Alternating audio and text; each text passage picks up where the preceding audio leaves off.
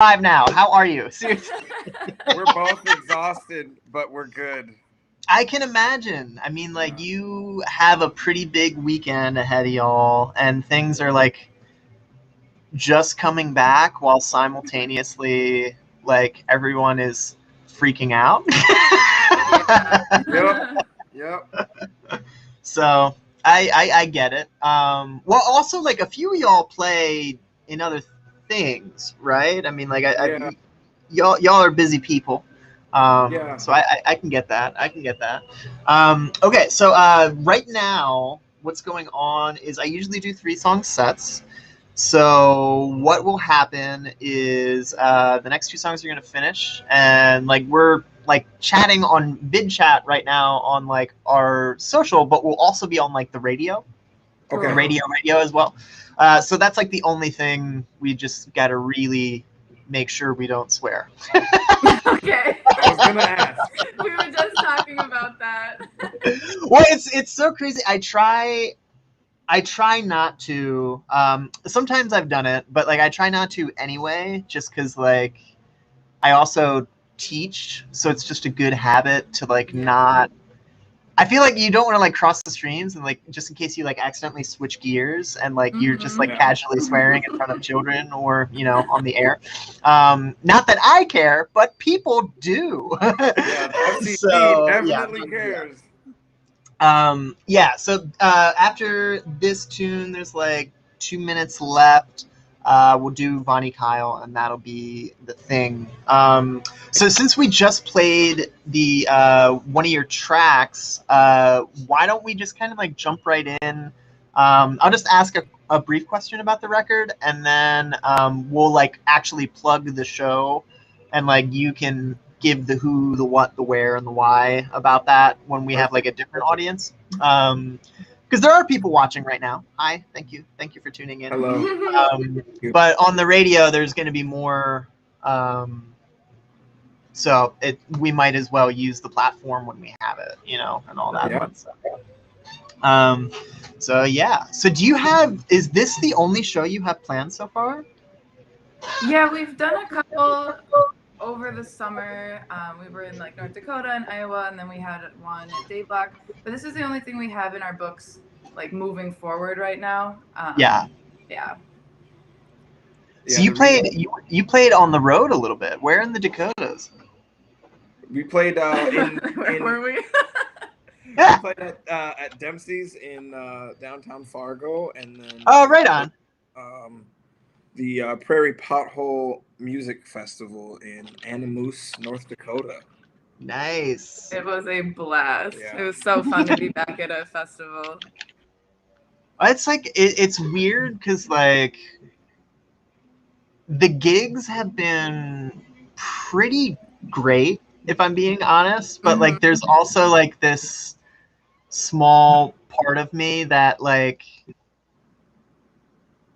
I don't know. Like, I don't know if this is like my own conditioning of just like, yeah, you just don't get nice things. Like, that's just how it works. Get used to not having nice things. So like, I'm sitting up here going like, am I a bad person? Am I like, this is like, this, like, I have like that like weird thing of just like, should we be doing this? I don't know. Is this okay? Like, and that's probably more like pandemic trauma than like I think that like just like being cooped up the entire time and you're like, it's like that weird thing of like you're afraid to get shocked or something. Like, you're gonna touch the food pellet and like it's gonna be negative reinforcement the whole way through.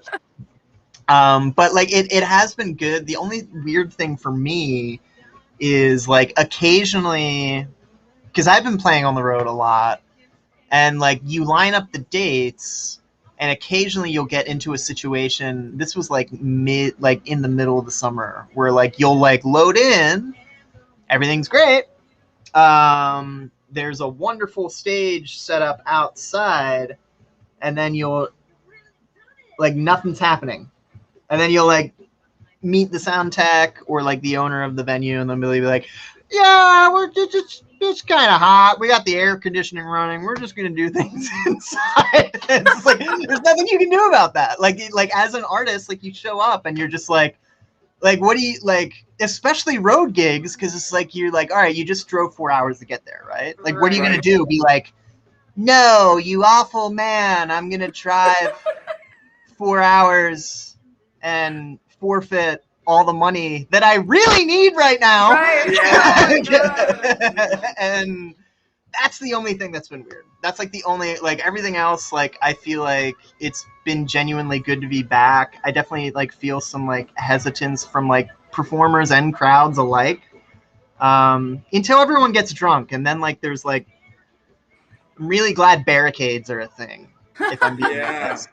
Yeah. Like, just having something in front of the stage, just like, yeah, that'd be a good thing for a while. But I don't know. It's been good. I think right now I'm more worried about fall, of just like, is the stuff we're lining up just gonna get canceled?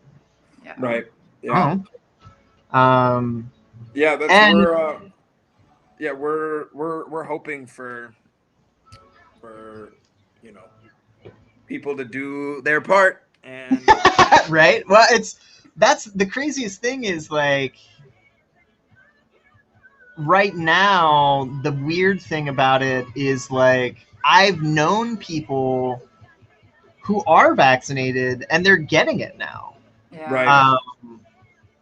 So that's like a weird new element of the game, I guess. I don't know. Like, I don't think like no one I know who's gotten it has like gotten it like life threatening, but it's like, right.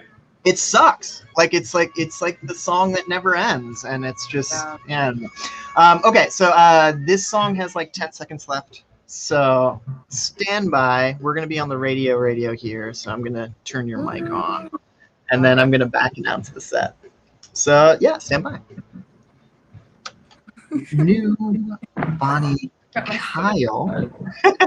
The Brink of Breaking Down, a new single from Bonnie Kyle featuring Jillian Ray. We also had Glowing Tide. This is a shoegaze band based in Winona, off of Weeds Records. So check that out. And then we heard new Druzy Rose. And we so in the meantime of trying to get this vid chat set up, I feel like we inadvertently you missed your song being played on the radio, but that's okay. You're here on the radio now with us. So let's talk about this record, because we were just kind of like, waxing poetic and talking shop about how we feel about setting up shows, that we feel about getting canceled. Let's talk about this record. Was this something you were just sitting on, or did you decide to like finish during the pandemic, start during the pandemic? How did this record come about? Yeah, we started like around this time, little over a year ago. Really? Yeah. We had went up to Megan's cabin out in Wisconsin, just a couple of us in Druzy Rose, and we were originally just going up there to just like get away, and I brought all my gear just in case, and started messing around, and the first song came about in like 45 minutes. We had something, and the final takes on vocals ended up being done that night, and it was just such a like creating something out of nothing, and not expecting anything to happen is kind of what created the environment for something to happen. We got the name for the record that night as well, and so the whole thing just kind of fell together that one night. And then a few months later, we brought the whole band back there to get like the bedrock of the rest of the album. And then over the course of the end of last year and the beginning of this year, we just got the final takes down, and then just kind of mixed it down and everything. And it was just, we weren't planning on anything, but once it started to like unfurl, it just all became super clear. Just kind of a seamless process. I love that mentality, especially of coming into it like in a pandemic year, of like, you know what, let's not have expectations. Let's not come into this going like, we need to do this. Like, let's just get into a different space and try to see what happens. And like that sounds like a pretty healing process and a healing moment for the moment. And so if you're just tuning into Desert Islands, I am speaking with Megan and Ghosty of Druzy Rose right now. We just heard a track off of Songs About Violence, which is the record in question we're talking about.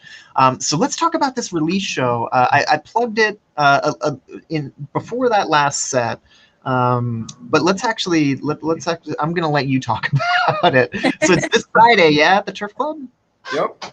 Okay, yeah, so when's it start? Who's gonna play with you? Who's gonna be there? What can we expect? Yeah. So doors are at 8 o'clock, I believe, and we've got 3 bands that we're playing with. Dr. Goon and the Daily Tribune is gonna open up the night, and then we've got Present Company. They're gonna play right before us, and then we play at 10:45 to 11:45, and then we've got this really cool band called Bad Camper coming in from Oakland, California. And they're going to do like an after party kind of set after we play. So that's kind of like the rundown that we have for the evening. So are they going to do that in the Clown Lounge, or are they going to do that in the Turf Club, or a different venue altogether? In the Turf Club, yeah, in the Turf Club. So we're gonna finish up. And, you know, at shows, especially at release shows, you know, you play your set, and then, you know, understandably, the venue staff is like, all right, everyone, time to get out. All right, let's go. Yeah. So we wanted a chance to like celebrate with everybody instead of bringing a bunch of people back to our house, as much as we love doing that. So we thought it'd be best to have like a little closing set, and you know, Bad Campers, they're touring 47 states right now, and they asked us, you know, if they could jump on, and you know, we didn't want to hang them out to dry. So we found a way to make it work, and you know, we all get to celebrate together. So well, yeah, what better place to do that than a place that actually requires people to be vaccinated to get into the door, rather than having a house party where you'd have no idea what's going to happen. And well, I appreciate y'all, getting the road karma and accepting them on the bill, but also being patient with whatever is going on. So this Friday at the Turf Club, Druzy Rose CD release show. We just heard a track off of Songs About Violence. So if you like what you heard, where can listeners hear it again? Where is this album available? Anywhere you stream music, Apple Music, Spotify, Amazon Music, Tidal, Deezer, Napster. The whole 9 yards. So yeah, anywhere you stream music. We don't have any printed yet. That's on the way. But you know, as I'm sure you know, Doc, the pandemic has made it hard to add expenses onto your project. Yeah, and if you're going the vinyl route, you can't even get it until a long time after. It's just a waiting game. Well, speaking of the waiting game, here on Desert Islands, I make mixtapes based on my guests, 10 records they bring to a desert island. Let's keep going with that. Let's actually listen to this mixtape. So here's some Parquet Courts here on KFAI. Can you still hear me? Yes, we can. Cool. Yeah, it's crazy. Like, okay, so like, I don't even know what Deezer is. I know I'm on it, but I was like looking at my numbers the other day, just because you're like, now that shows are back, it's like, what has streaming even done versus like pandemic or whatever. I think it's funny that when you look at all the services like Apple Music or whatever, Napster, the one that started the whole mess, pays the most. Pays more. It pays you more money than Apple Music or Spotify. It gives you a better rate than like most of them. That is messed up. That's hilarious. Like, I don't even know what Deezer is. I think it's something like overseas. Like, I don't know if it's. Do you use it? I don't use it. Is it an app? Like, what is it? I have no idea. I just when we go to distribute, I'm like, select all. Yeah. There's like that's all you need. them, and you know, I only check 2. So I know people. What's weird is like people listen to me on it though, so like I know it's a thing. Somebody's using it. Deezer, like weird. So like I know like people tune into it. I just don't know. Like I don't know. I guess the reason I bring this up is like I have never met anyone who uses Deezer. I've never even like approached someone on the wild and like they're holding their phone and like, you know how you can like, it's like, oh yeah, they're using Shazam or whatever. I've never seen Deezer in the wild. I've never seen like, I don't know what it is. And I'm not like trying to hate on Deezer, although it is kind of like a funny name to say, like probably because it rhymes with Weezer and like, I don't know, but like, it's just, I have yet to see. I've seen people still use Napster. Yeah. But I have not seen people use Deezer. I've seen people use Google Play, but I have not seen people use. I have seen people use Tidal. But I've never seen someone use Tidal. I've never. Really? Oh, okay. So I've seen Tidal's a weird one because like the only person I've seen use it, they had like a free trial and they ended up getting rid of it. But like the only people I see use it are like venues for like in between music because it's like higher quality. Yeah, it is the lossless and whatnot. Yeah. But like I don't. Yeah, Tidal's a weird one just because I think it's. I don't know. I also think it's like there's just like so many apps. Yeah. like who cares? I just listen to it on the one that you use. It doesn't really matter. It's not like any of them pay us anyway. Exactly. Like, it's still robbery, whatever, you know, whichever one you use. Yeah, it's not even like a.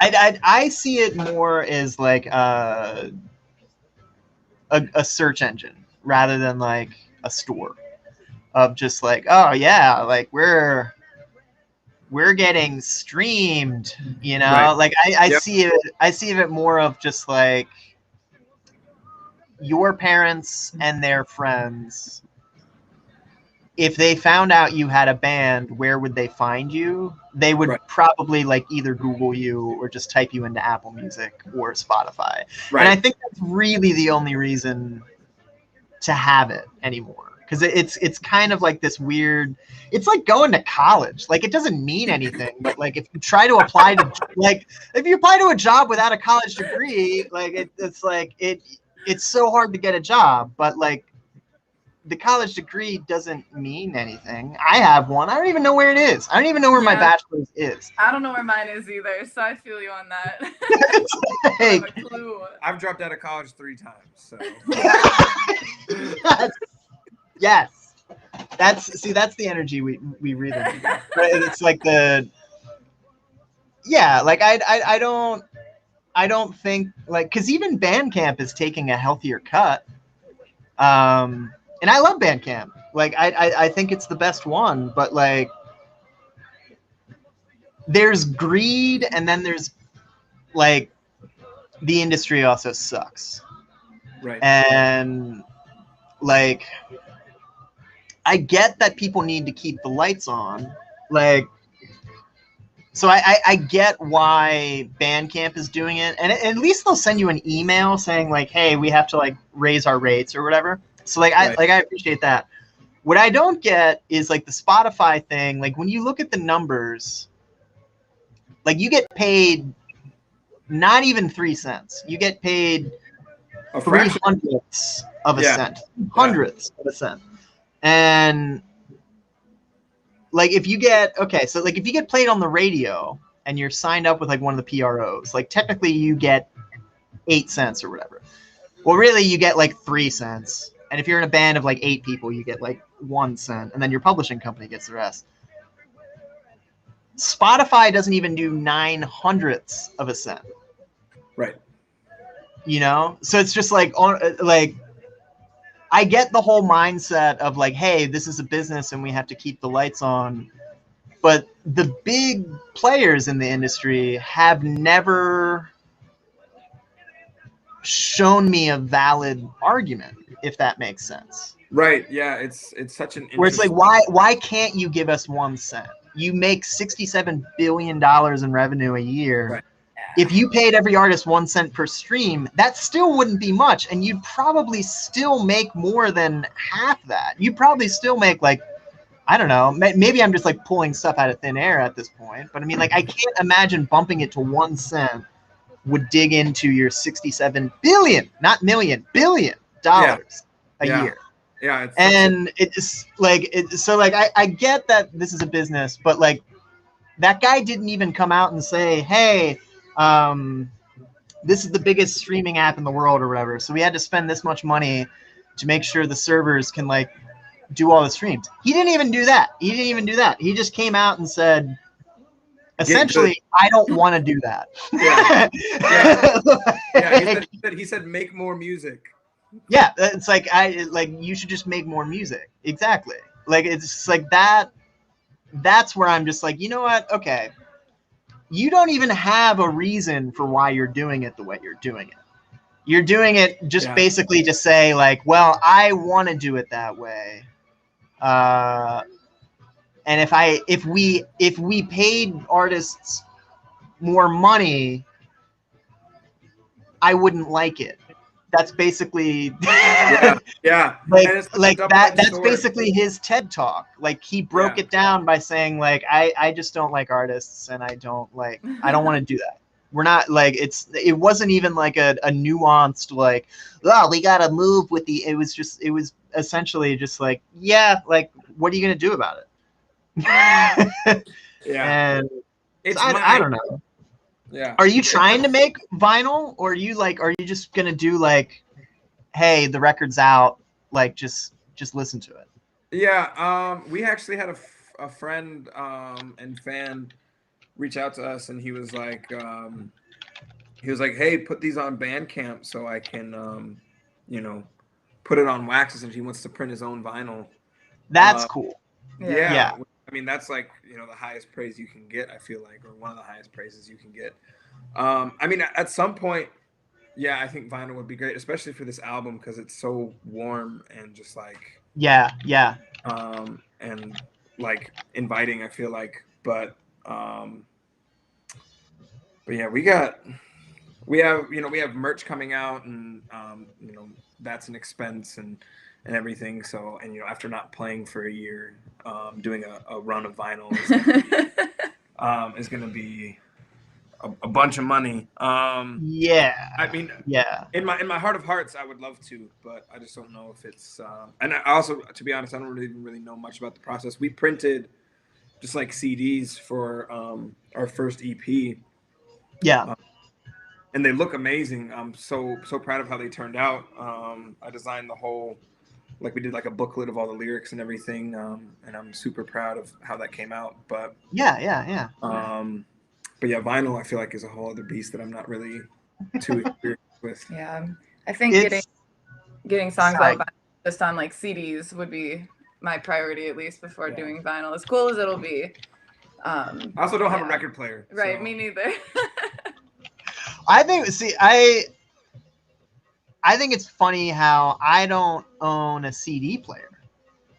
Like, whenever bands give me CDs, I just donate them to the station, because I'm just like, it's cool. Like, or unless they want to do like a merch trade or something. But I'm one of those weirdos that only presses tapes. So like, a lot of people are just like, what am I gonna do with this? Like, some bands, like you end up like meeting a lot of bands. It's just like, that's all they do too, and like, it's like a weird like hobby. Like, it's like it's similar to like the dudes who like soup up their bands. Like, everyone's just like, oh yeah, we got tapes, like, check this out, like, oh, here's ours, and like, there's like a like that, like, there's like, that's like kind of a thing. But like, we have a Smelkin Ernesto tape in our Smelkin Ernesto's good. Yeah.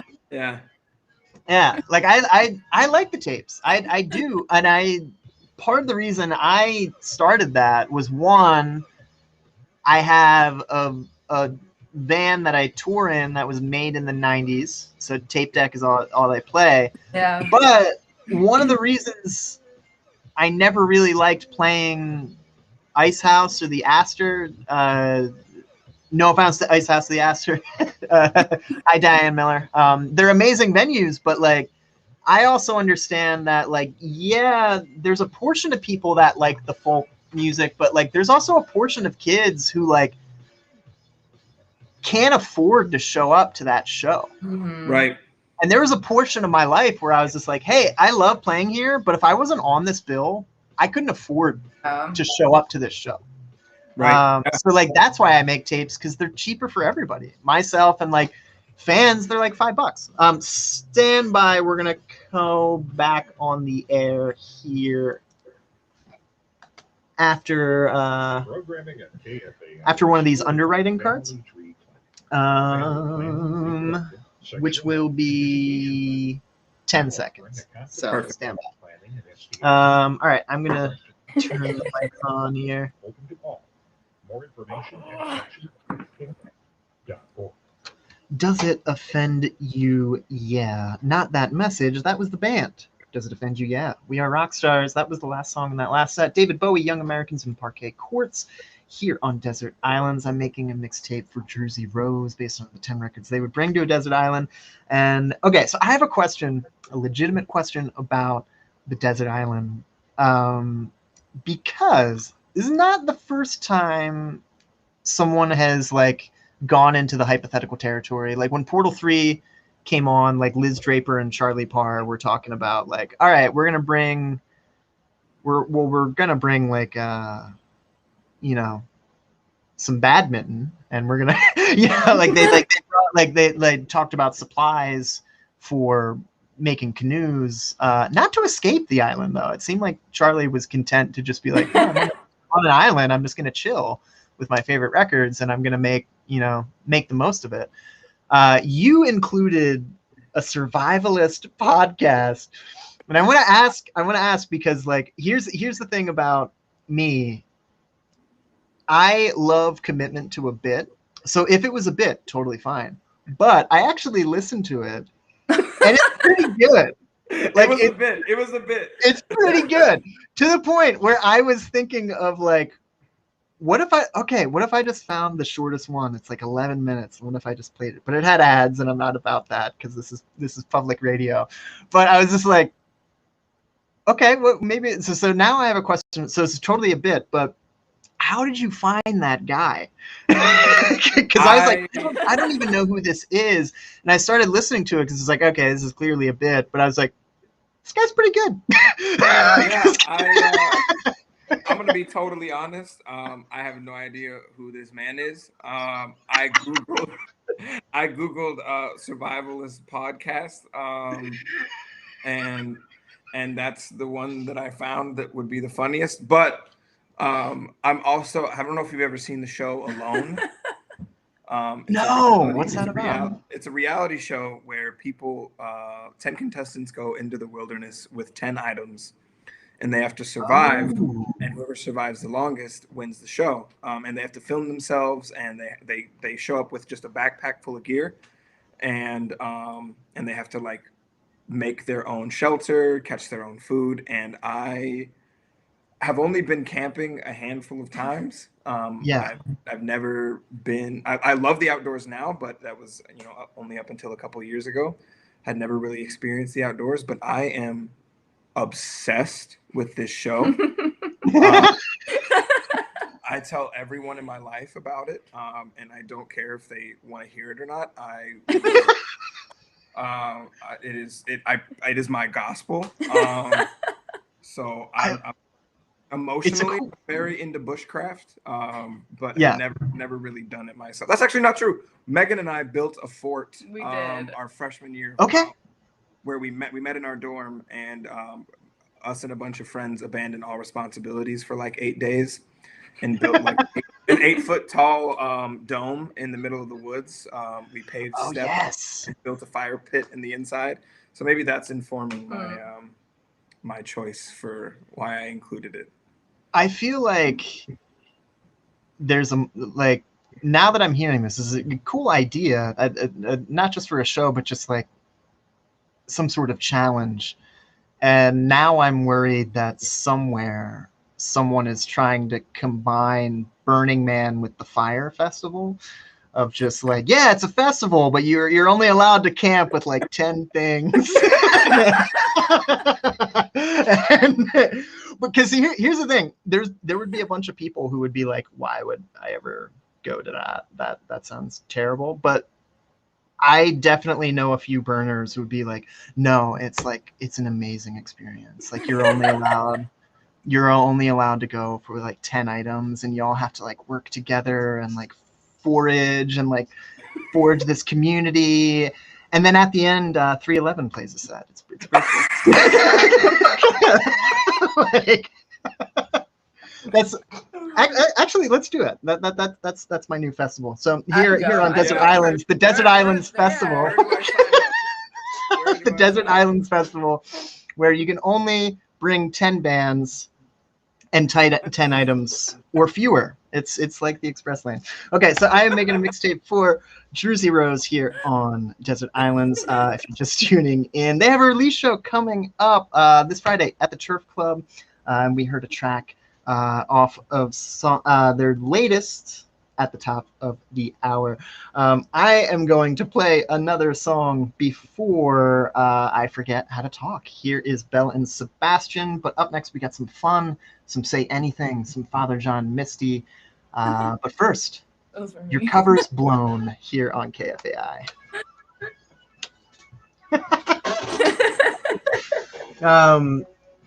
Okay, so like I totally joking, but now I'm just like, wait a minute. This could work. Yeah. Like the audience, the attendees have to help build the stage. Oh yeah. Bushcraft, yeah. Oh yeah. We got, and it's just like the. I think for the most part, because here's the thing about those festivals. For the most part, you could get away with it until food and plumbing. Yeah, plumbing is like, that's a fun. Because like I think you could definitely get some people to agree to it who would like want to rough it and like go for it. But as far as like the general public, you're just gonna need to rent a porta potty. You gotta be fine with this. Dig a hole. Just dig a hole. Build an outhouse. Yeah. Not that hard. I know it's like the. I don't think I would though. I think I would still try to like commit to like the rustic bit of it, but I doubt you would do another year. I think That would be a one and done. It would just be a one and done. It'd be a one and done. But where would you like? Would you actually like want to do it in a far away place like that, or would you want to do it like at like Camp Maiden Rock, where like if things really go south, like push comes to shove, you're like 45 minutes away from the metro? Well, like in the show, they're in the remote Arctic. So what? Yeah. Like wait, like okay, so people are. That would be hard in a forest where like food is, but like in the Arctic. Yeah. So like, is it like the North Pole where there's like no land, or is it like Antarctica where there's at least like a rock you can sit on? They're in Arctic Canada, so they're like at the northern part of Canada. Yeah. So there's food. You know, lots of people catch rabbits. Yeah. There's one gentleman who took down a moose. What? With what? With one arrow. With one arrow he shot a moose. He's one of those dudes, huh? And took it down himself. Yeah. What? So did he make the arrow, or did he like bring one? That was one of his items. Was an arrow and a bow. Yeah, two of his items, I guess. Yeah. There's another gentleman who took down a muskox with a knife. And that one's crazy. Muskoxes are like 800-900 pounds. Yeah, they're like the size of like a Buick. Like. Yeah. This is insane. So this isn't like Survivor, where it's just like, I work at the mall and I want to be on TV. Like these people have skills. Like they're not. Yeah, most of them are like wilderness trainers. And sorry, my computer's about to die, so we had to readjust. Oh, you got to plug it. Yeah. They're like they're survival guides. Some of them live like they've made their own shelters, like they've homesteaded and like built their own like lives, like built their own houses and everything. Catch their own food. Yeah, it's.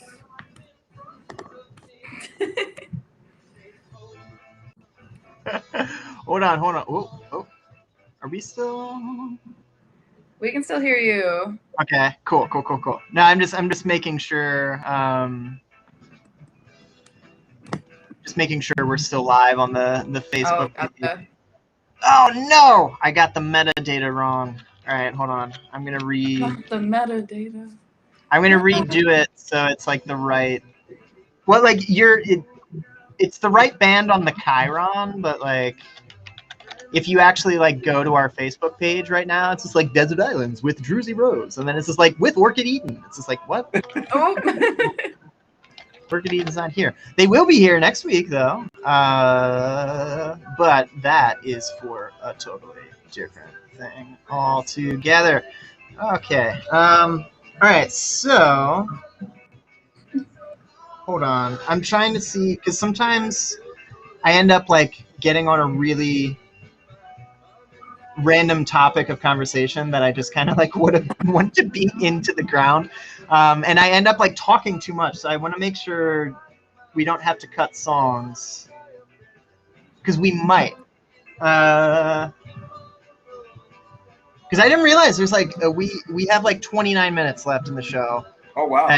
And unfortunately, Democracy Now! Is after this show. So it's like one of those, like, usually with KFAI shows, like, it's kind of like a pretty freewheeling atmosphere that, like, you can kind of, like, have some crossover. But that's, like, important people listen to Democracy Now! Like, people have stuff to do when they tune into that show. Like, they're not, they can't deal with my antics. So yeah, that is the only thing at noon I will have to run, but hopefully, well, we probably do have like Bushcraft. too many long songs. But the playlist is gonna get saved under this video. So if we don't get time all of it, there'll be a Spotify link to it. Cool. Underneath the thing. Here we go. Fun. The band. Sorry, what were you saying? Oh, I was just saying the Bushcraft is my 10th album, so we don't have to do. We're already 1 song short. We're already 8 in. Well, yeah. How many did we already play? I think I have the 1975 is the last song, so that might end up. We might end up having to fade that out. That's okay. Already played Blood Smoke Body. Already played Bruce Springsteen. Already played. I think I've already played 4 songs, and there's like 4 left. No, 5 left. I played 3. But yeah, we'll figure it out. Okay, so you, given the option, could you just put this show into the desert island if you could? Yeah. Oh yeah. Okay. What is it called again? I'm spacing out. It's just called Alone. It's just so like, is it like Survivor Man, where they have to set up their own camera on a tripod? Yeah. That's insane. Yeah, all the camera gear charges like via solar, and they have they have a whole, huge like Pelican case of camera gear, and they give them GoPros and everything else, and so they have to. Is it like a documentary series, or is it a competition? Like, are they just doing this? It's a competition that feels yeah. So there's a cash prize at the end. Okay. It feels like a documentary. Like you see. Right. People just like making up songs. Like there's one guy who like made like a lute out of a tree, and because just doing things to keep themselves sane. Like there's one guy who, he had like a walking stick that he found, and he would like carve like hieroglyphs into the stick to like remember important moments and like impactful moments during his time like out in the Arctic. Sure, yeah. There's a guy who finds like an animal skull, and he like puts it up next to his camp, and he just like talk to the animal skull to like keep himself sane. That's because they're truly by themselves. Like they're like isolated. Yeah, and like so the most recent season, up until the most recent season, it was whoever survived the longest would win. Right. But this most recent season, you have to survive 100 days in the Arctic. So many days. And the longest anyone had ever 10 days is too much. Yeah, the longest anyone had gone before this was 66 days. So that's another 24 days longer that you have to survive in order to win. And it's that's see, like, okay, this is like, I love talking to like the people who get like the muscles who are like, oh, if I was on this show, like I would win. It's just like, no, you would not. You would not win. You would. It's yeah. Like it's like the same thing where it's like whenever like a disaster happens and then there's some dude who's like, if that happened in my hometown, I just run in and save everybody. It's just like, you would not do any, like, it's like, because I'm hearing this 100 days. I could maybe last a weekend, but I feel like all my survival knowledge, what little of it there is, would be contingent on finding, okay, I made shelter, I can last for a few days, but eventually I need to find a town, Like I would start hiking. I would like figure out where's south, where do I know, what do I know about where I am, and just be like, all right, there's got to be a town if I just keep walking west. If I find like, that's what I would be doing. Yeah. I would not be thinking about 100 days. I would be like, all right, I did the day. Let's go home. Let's go. Yeah. It's like, it's especially like the people who are like, oh, I could do a month easy. I could do a month for $1 million. It's like, all right, let's have this conversation after your phone dies at a bar. And let's watch you watch your phone and see how you act. And then we'll talk about 5 days, let alone a month. Because I honestly don't know if people have ever experienced something like even a flat tire and you have AAA on the coldest night of the year. Like, someone's coming. That is intense. That isn't too intense for most Americans. Let's be real. Most American people would be freaking out in that situation, let alone this. Like, I don't even know. That's it. Like, how do you train for something like this? Like, do you just like walk out into the world like knowing this? Do you like train your whole life? Do you read books? Do you just live in areas like that? Like, what are the backgrounds of these people? Yeah, I mean, they come from all over the place. People from Alaska. I can imagine. People from New Zealand, but they're like, they study like indigenous plants and like which ones are edible. Okay, that makes sense. Yeah, they study, like they learn how to make, like one of the big things that people do is they make gill nets, like these super long nets that they just tie to a really long piece of driftwood, and then they wedge it between rocks and then put it in the water. So when the fish swim through it, they get trapped. So they don't have to actively fish; they can just passively catch food. Yeah. But once, because they arrive in like mid-September in the Arctic.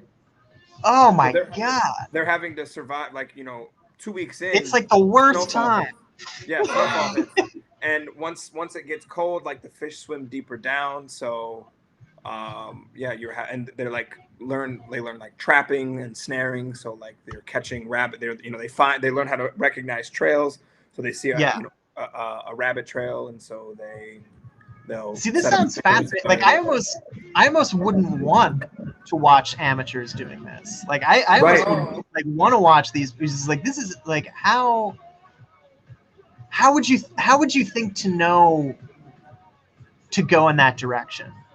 Yeah, like there was this one gentleman, the guy who won one of the seasons. He went to work in like Siberia and like live Yeah. with like indigenous populations there and just like help them and just like live with them. I think, yeah, I don't know why, but he did. And Yeah. so they're catching all of their food. And he is just so like most people, like a lot of contestants that go on the show are very they're very like machismo about the whole thing. Like they're very Yeah. they're like, I'm gonna, like, you have to dominate the wilderness, da da da da da. Yeah, or it's But he's just super level headed, very calm, like is like non-obstructive. But he builds this like platform where he like shaves off the sides of trees and like builds a ladder, and so this platform is like 12 feet up in the air, and he like hides his food cache up there, and he knows to strip the bark off because wolverines can like climb trees and steal his food. And so he like, and he's dealt with this before in his own life from living in Siberia. And so see, you only can learn this stuff through making that mistake. right through There's waking, no way. Like I would like set up my whole food, and then I would get like the Wolverine thing. That's where I would lose because I would be like, all right, I'm set up, and then I would come back, and some and it's all gone. Wolverine would have jacked my stuff. And there's no way I would have known that. There's no way I would have known to do that. That's like, it's... yeah, I'd be dead. No, that's like, I don't think I would be... I don't think I would be as bad as, like, have you ever seen that movie Grizzly Man? Oh Like, my goodness. That's yeah, the first movie I ever saw. It's terrible. It's so intense. Oh my It's god. so intense. Like, and it's just like...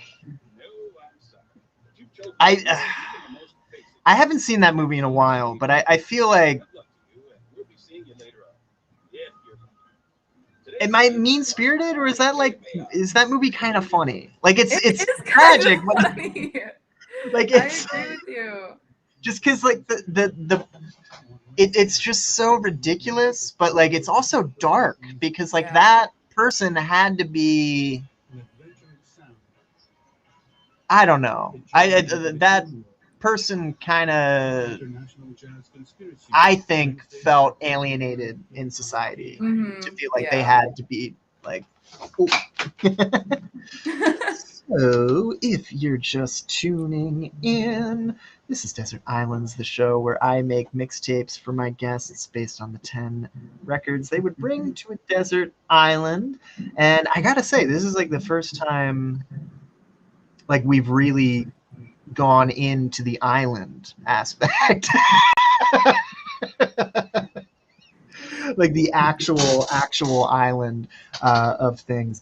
So let's just back announce that set. Bell and Sebastian, your cover's blown at the top. Stitch Me Up by Fun, and Baby Girl, I'm a Blur by Say Anything. And if you're just tuning in, this is Desert Islands, and I am talking with Megan and Ghosty of Druzy Rose.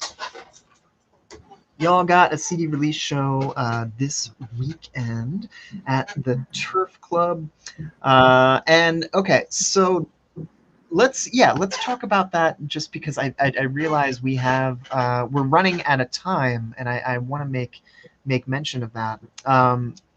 So you have this record coming out. You have the release show at the Turf Club. What is next for Druzy Rose? Because like, we were kind of talking about like, well, is there going to be a lockdown? Are we going to make merch? And like, you already had these plans that you were forging ahead with, and now you kind of have to change anyway. So like, where do you want to go? And where are you hoping to go? Yeah. So during throughout the course of 2020, we started writing songs about violence, and we're a 5-piece band, so practicing with everyone together at the height of coronavirus was irresponsible, to say the least. So we weren't practicing. So our normal practice days, Megan and I would just head to our space, and we would just write music ourselves as well. I produced the whole album, and I, a producer as well as the drummer for Druzy Rose.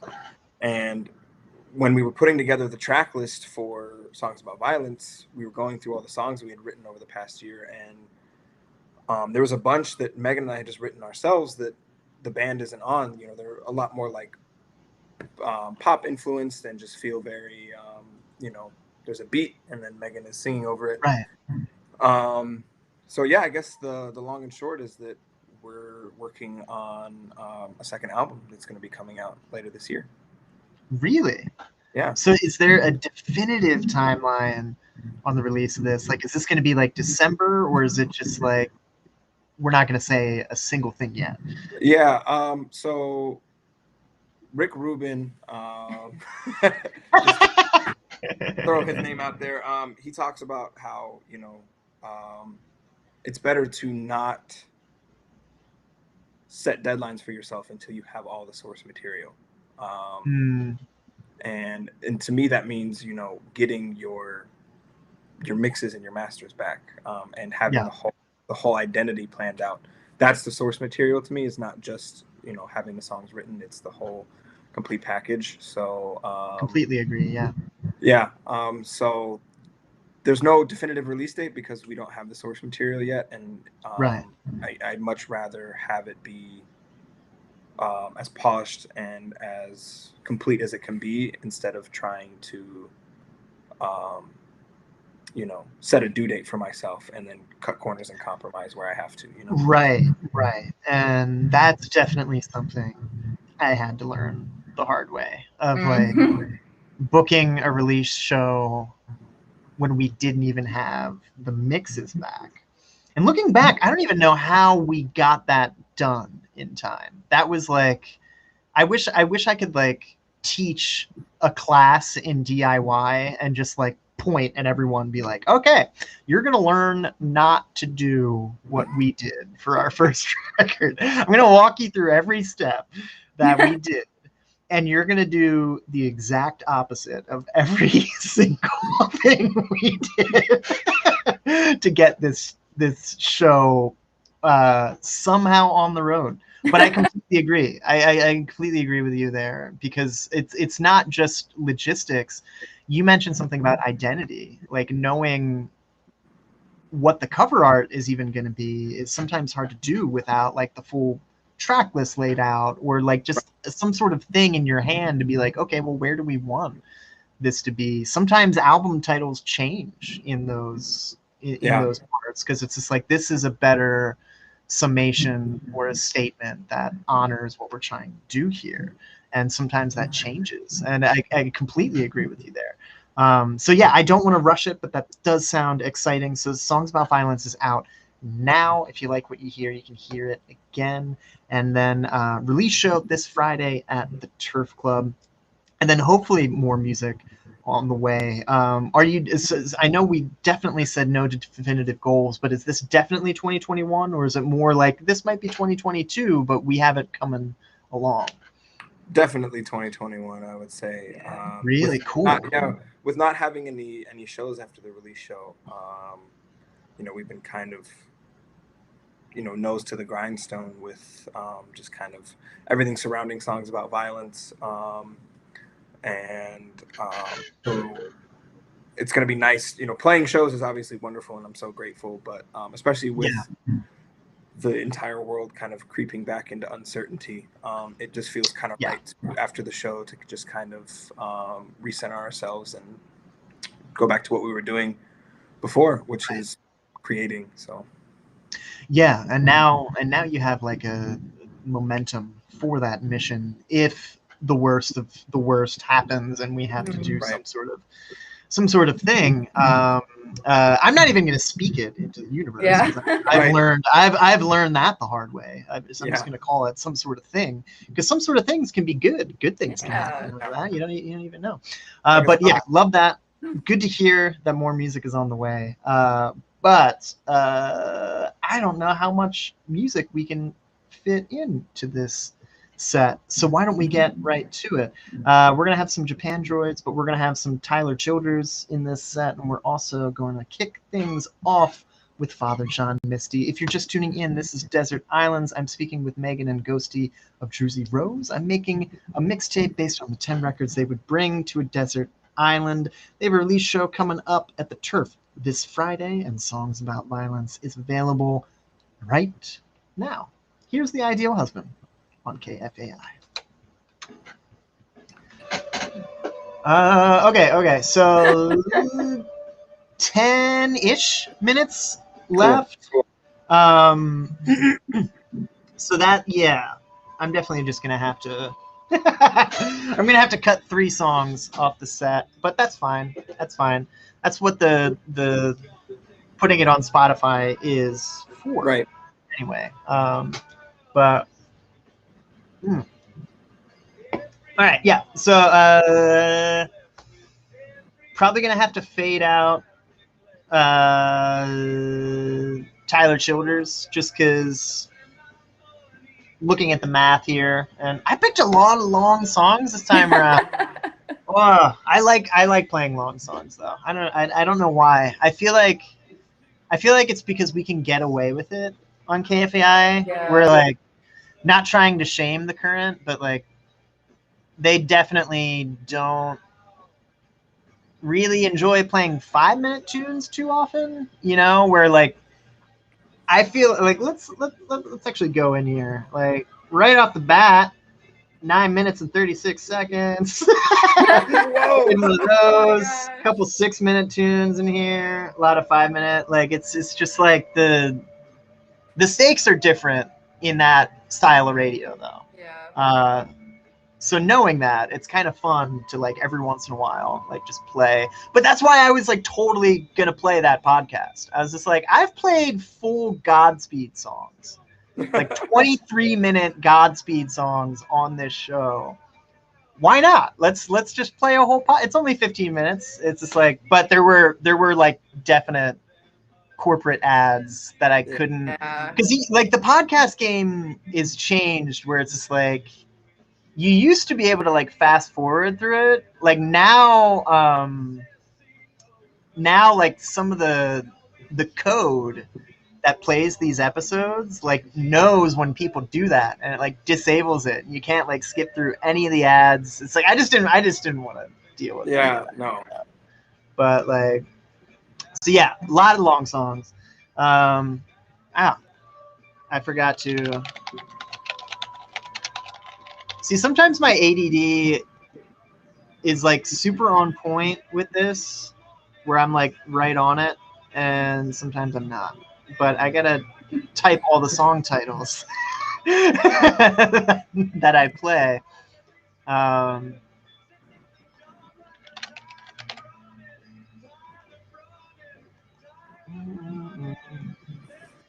It's interesting. So Father John Misty, I feel like I was a Father John Misty apologist for the longest time. Because I think, and I still am, I still really like Father John Misty, but I think the shtick was starting to wear thin for some people. And I still listen to Fear Fun though. Fear Fun might be on my Fear Fun. Like it's like, and even like this record's good, but like I for some reason return to this one less often than I do Fear Fun or Pure Comedy, which is crazy because Pure Comedy is so depressing. It is so depressing. I just love I Love You, Honey Bear, because the man can write a mean love song. And I'm a sucker for love songs, so I find myself coming back to a couple of. And he's like, he is kind of like a weird character, but like he's kind of self-aware about it. Like he sings his ass off, and he's very much doing a bit, you know. Like it's, and I kind of respect him for that because like he talked about that of just like I don't want to be. Like when he did that, like Ryan Adams, Taylor Swift thing, where it's just like, okay, here's the thing. Like I don't want to be where Ryan Adams or Taylor Swift is, because if I'm in this position, I can't do stupid things like this. Yeah. You know, and like kind of like put the funhouse mirror to it and like be a little satirical to like the industry, and I kind of like that. But yeah, I think people like kind of got tired of the stage persona, but like for the longest time, I'm just like, it is a stage persona.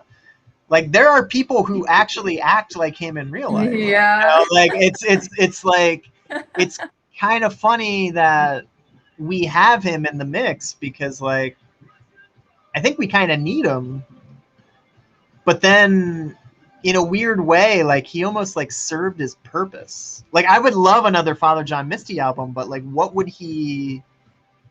When was his last album? What would he do at this point? Yeah. What else does he have to really talk about? I don't know. I think he would have to get like super duper personal again. Mm-hmm. Like he would have to go the Honey Bear route. Yeah. Again, and I don't know. Yeah, I don't know. That is not how this song is spelled. Hold on. This is riveting radio on my part. You can watch the digital paint dry, me typing incorrectly, mind you. There we go. Okay, now that's edited. All right, I'm just gonna type Tyler Childers' name now, so I'm not doing this with like 2 minutes left in the show, and then I can press a button, which is, you know, that's what I should be doing. There we go. Okay. All right. So I don't know if we are going to have time to get back on the air, but we have a little less than 5 minutes on the virtual LAN. Is there anything you want to plug other than the release show while we have the time? Because I feel like now is kind of the time to do that. Yeah, we've got some merch that's going to be available. Oh, nice. At some new merch that's going to be available at the release show, designed by our very good friend Evie. And I don't think I've ever been more excited about an article of clothing in my life. Whoa! What is it? What? We have two. So we have 4 designs in total, and 2 are going to be available at the release show. The other 2 are going to be coming at a later date. But I designed our first round of merch, and I love fashion. I think fashion is like one of the most important ways people can express themselves, and so I think it's really, for me at least, I think it's really important for band merch to exist as a billboard, so to speak, but also to be like an article of clothing that people love, and they can wear it separate from the band. And so that's kind of the approach that we took going into it, and it feels so polished, and it feels so representative of the album. Lots of like songs called, or the album's called Songs About Violence. There's lots of like design. I don't want to give away too much, but there's lots of like design elements kind of touching on that. You know, the red phone from the Ring music video has kind of become a motif in the like visual identity of Jersey Rose. So that makes an appearance, and it's just. I'm glad we got to mention that, because I'm actually gonna talk to Nate later in the month. So you work with Treedome on that video, right? Mm-hmm. Yeah. That's a great experience. Yeah, he's super professional. Really, just kind of rolled with the punches of like we had this whole actually when we went to the cabin to write Songs About Violence was also when we came up with the idea for this music video. Oh, nice. And so we like had this whole storyboard kind of figured out, and he was able to like really bring it to life, and and we did it all in one day, and it was just such a fun experience. Yeah, and it was kind of everyone's first time like being back in the same place for like an extended period of time. You know, we had been practicing for a couple hours a week, and so it was the first time the band really came back together and we're together, you know, because before we were on the road and playing shows multiple times a week, and it felt like we were that family again. So it was just, it was super awesome. And he really was able to like highlight that in the video. So shout out to Nate. His stuff is really good. Like everything. I mean, it's the last minute, and we're internet only at this point. So. Okay, good. We're good. No, like everything he's been putting out has been looks super cool, and it's just like it's been kind of fun to correspond with Nate, because I feel like a lot of times like I'm either booking a show with someone he's working with, or like getting someone he's working with on this show. So it's kind of fun to like I've been in that, seeing what he's been working on and coming up with, which has been super fun. Hold on, I got to do this transition. And there we go. Hold on. Okay. Here's this bit. Hey, okay, there we go. I unfortunately have to go because this is Democracy Now! Time, but go see Megan. It was amazing hanging out with y'all. Yeah. I wish I could be at the show, but I'm playing in Winona that night, so I will not be in town. Otherwise, I feel like I would have ended up working it. But it's going to be awesome. I'm sorry I won't be there, but thank you for coming on. I'm glad we could at least do this, and it's super fun. Congratulations. Stay safe out there, and I'm sure I'll see you hopefully sooner than later. Safely though. Like let's not do like a weird a